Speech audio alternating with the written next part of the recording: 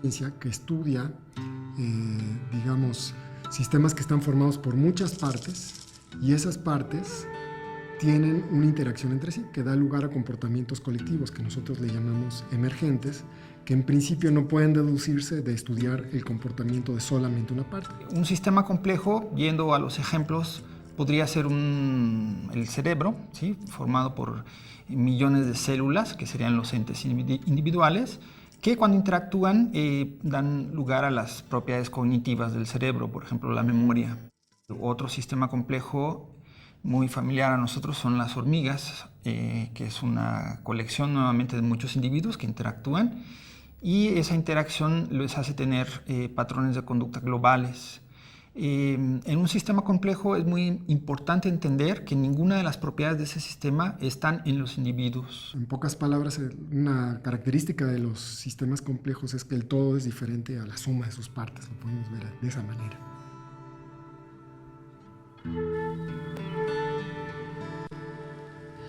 El reloj de arena en particular es interesante porque ahí se encontró un fenómeno que tiene que ver con, si uno piensa en los granitos de arena que están cayendo poco a poco en el reloj, uno ve que se va formando este cono y ese cono tiene un ángulo, digamos, comienza en cero y va aumentando ese ángulo hasta que llega a un ángulo máximo, no pasa de ese ángulo. Cuando se alcanza ese ángulo, lo que sucede es que cada grano de arena que va cayendo produce avalanchas, y esas avalanchas es interesante porque si uno va midiendo el tamaño de esas avalanchas, la frecuencia en el tiempo de esas avalanchas, uno encuentra que están dados por leyes de probabilidad muy específicas. El fenómeno que ahí sucede es que hay algo también asociado con sistemas complejos que es la propiedad de autoorganización, donde los sistemas son capaces de generar un orden por sí mismos.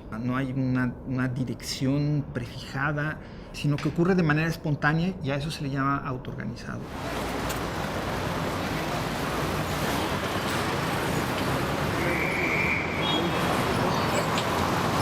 Una de las grandes cuestiones interesantes que se están dando en este momento es la unión entre las ciencias sociales y las ciencias, digamos, que se les llaman duras, en una unión muy interesante, que de hecho no se pensaba que se pudiera hacer tan bien, ¿no? Hay ramas en la física que hoy en día se conocen como econofísica o sociofísica, que se dedican al estudio de fenómenos ya sea económicos o sociales. Y eso se ha dado también porque tenemos, pues los humanos en este momento estamos muy interconectados por redes sociales y las computadoras nos permiten analizar grandes cantidades de datos, lo que se le llama minería de datos. Entonces podemos tener mucha información sobre, por ejemplo, los gustos de las personas, cómo interaccionan entre ellos, y eso nos permite sacar, cuando analizamos ya muchos se nos permiten observar esos comportamientos emergentes. Se estudia como una simple noticia muy pequeña que surge en Twitter puede tener una avalancha enorme. Y yo estoy usando la palabra avalancha a propósito, porque es exactamente la misma fenomenología que ocurre con aquel ejemplo de los granos de arena que caen de un reloj, ¿sí? De pronto, solo un mensaje en Twitter que ¡boom!, va a provocar una revolución prácticamente.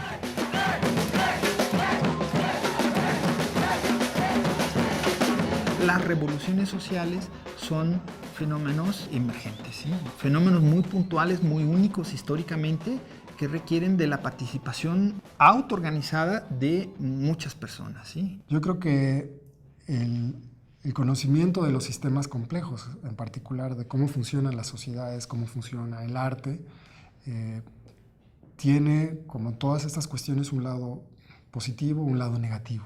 El lado positivo es que nos podría ayudar a entender mejor cómo hacer una sociedad mejor, cómo mejorar la interacción entre los humanos, pero tiene el lado negativo de que ese conocimiento puede usarse para manipular a la sociedad.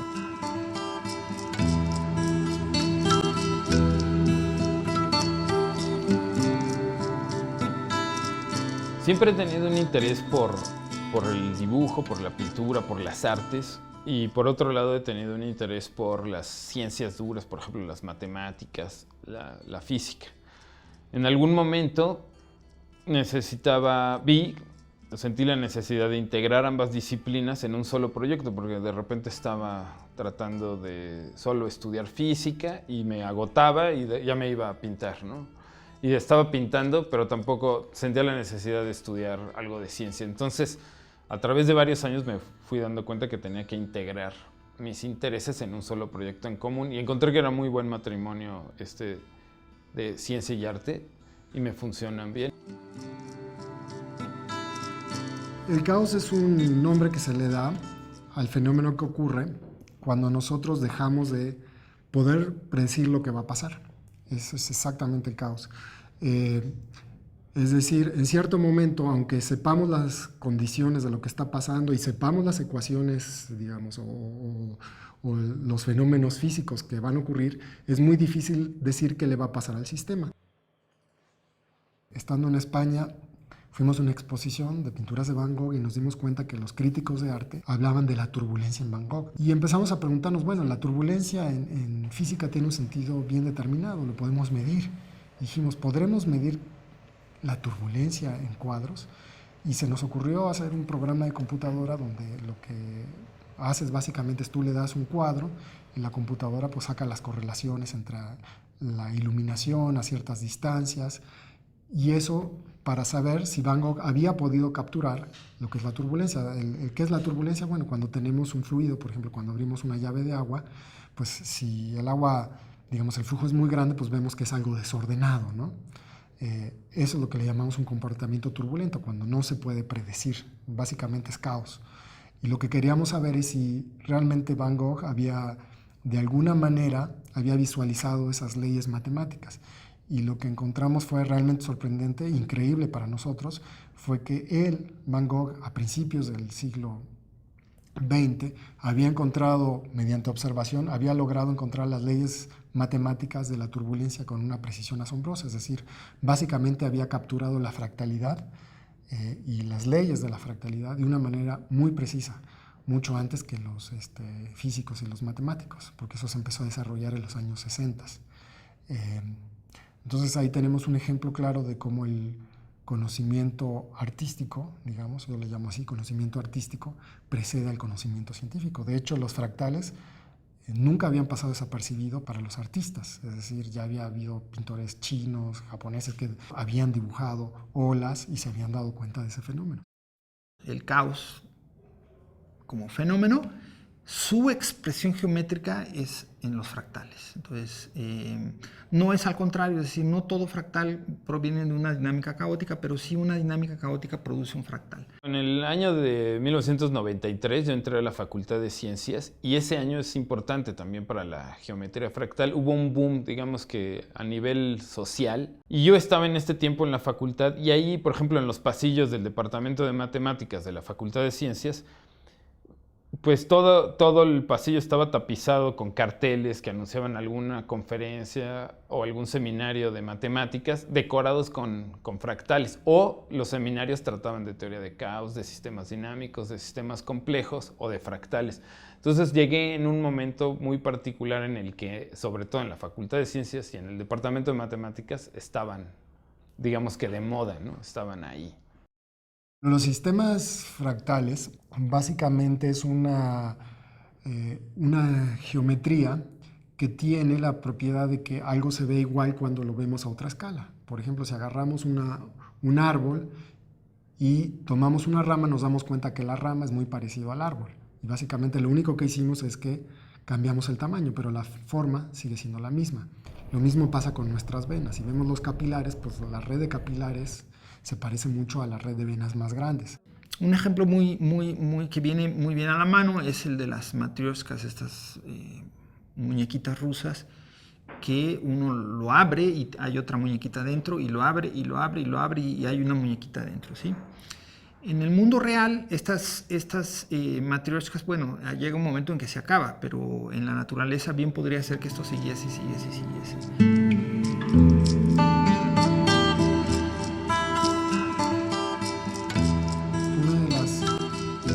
Grandes descubrimientos, digamos, que se dieron a fines del siglo XX, es que esta fractalidad ocurre justamente cuando tenemos un sistema complejo. Durante un lapso, digamos, de 10 años, he estado explorando ecuaciones que me generen mapeos que cada vez se acerquen más, por ejemplo, al paisaje. Y hacerlas de un formato mayor con una muy buena resolución, mandarlas a imprimir en un proceso fotográfico o en un proceso digital como inyección de tinta o láser, y después estas intervenirlas a través de acrílico o cualquier otra técnica como óleo.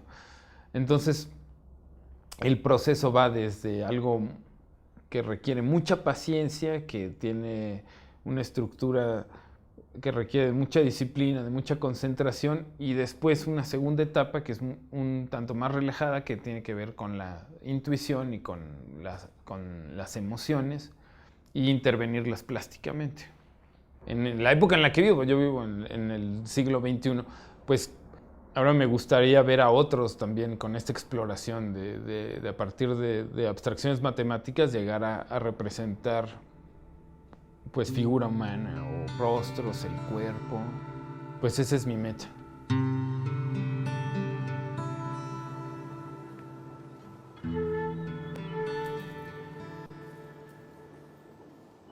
Siempre me gustó mucho, o sea, fui muy humanista y artístico, entonces como que no quería cerrarme solamente a lo cuadrado de la física, de calcular cosas, sino que más bien los aspectos más generales.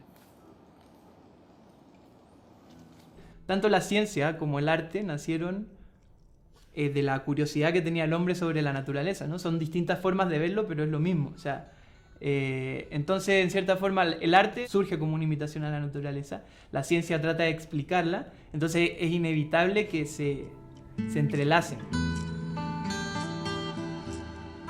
Siempre se consideró a la música como la más abstracta de las artes. La pintura, por lo menos antes de la fotografía, la pintura era realista, ¿no? Porque trataban de capturar, no había manera de capturar el momento o la realidad más que pintándola.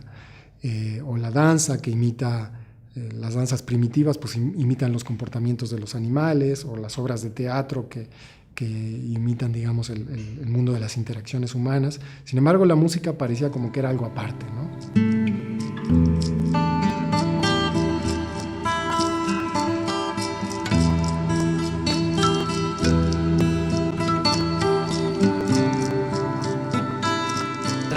Son ondas, ¿no?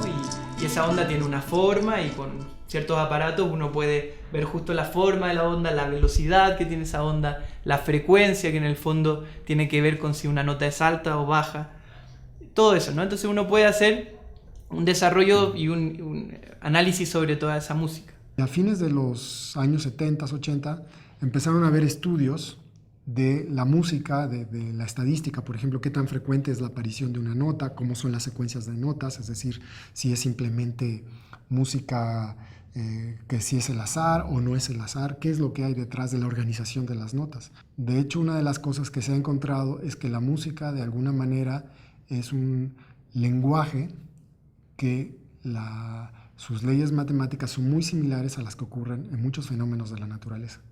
El experimento que yo hice como para... que es muy explicativo para ver dónde es que vive la música, es una simulación computacional y que para entenderla es muy útil verla como con dados, ¿no? Aventando dados. Son 3 pasos, ¿no?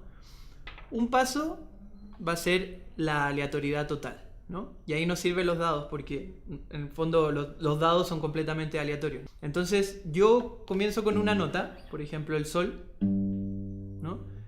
Y aventando los dados, aleatoriamente el número que salga de los dados me va a decir cuál va a ser la siguiente nota. Por ejemplo, si aparece un 6, van a ser 6 notas después del sol. Sol, la, si, do, re, mi, fa, ¿no? Y toco un fa después. Sol, fa... Y así creo una melodía que vaya, pero completamente aleatoria, ¿no? Entonces después puede quedar algo. Seguramente va a sonar algo así, ¿no?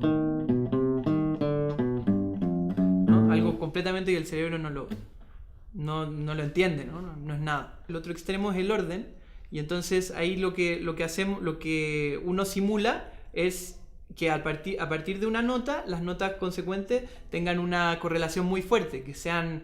y eso está establecido por las reglas de la música, de la armonía y todo. Entonces, si yo tengo un sol, lo que suena bonito armónicamente es que toque un re después, ¿no?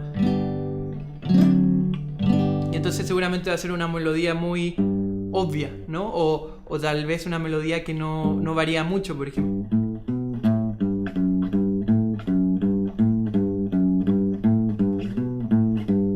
Algo así, ¿no? Algo muy poco variable y predecible.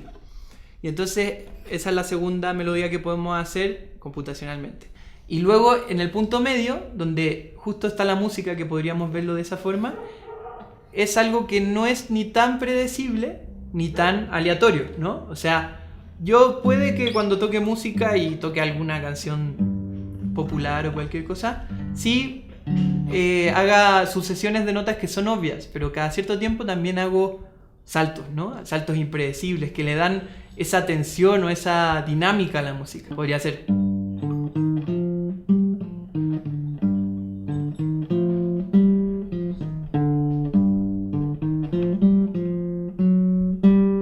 ¿no? Entonces voy pasando desde algo muy ordenado, le voy agregando elementos de desorden. Metafóricamente lo que hice fue tirar dados cargados, ¿no?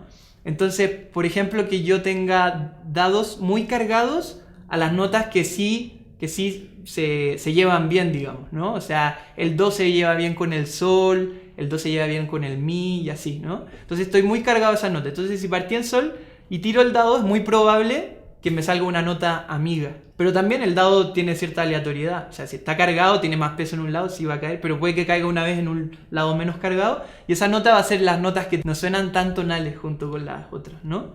Entonces ahí también voy a tener ciertos patrones de desorden y tal. Y eso es lo que también le agrega lo interesante, la intriga, la tensión y como lo que no es predecible de la música. Parece ser que lo que la gente identifica como buena música es algo que tiene un compromiso entre algo que tiene cierta previsibilidad, pero al mismo tiempo no es totalmente predecible. Es decir, parecería ser que en el arte nos gusta cierto grado de sorpresa, pero también cierto grado ¿qué diría?, de conservadurismo. Yo creo que no se va a poder nunca encerrar el proceso creativo dentro de la ciencia, ¿no? O sea, no se va a poder explicar ya tal como hacer un robot creativo, ¿no? O un computador creativo. Yo soy de esa opinión, porque creo que tal vez hay cosas que van más allá de la ciencia, pero lo bonito es tal vez poder vislumbrar ciertos patrones que se dan en los procesos creativos y que justo no son solo de los procesos creativos humanos, sino que se mezclan con los procesos creativos de la naturaleza.